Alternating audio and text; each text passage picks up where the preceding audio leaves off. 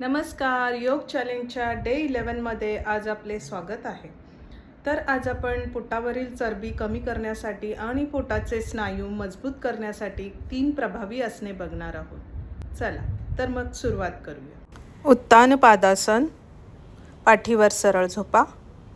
हात शरीराच्या बाजूला ठेवा. श्वास घेत दोन्ही पाय 30 ते 45 अंशापर्यंत वर उचला. 10 ते 20 सेकंद ही स्थिती कायम ठेवा.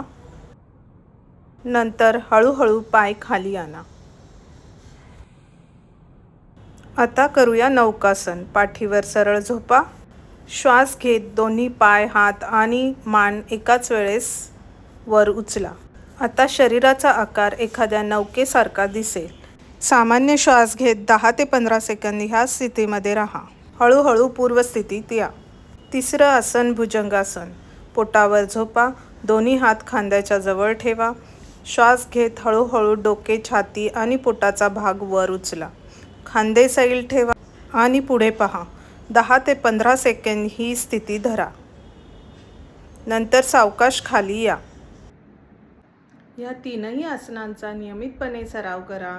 संतुलित आहार घ्या आणि निरोगी जीवनशैलीचा स्वीकार करा.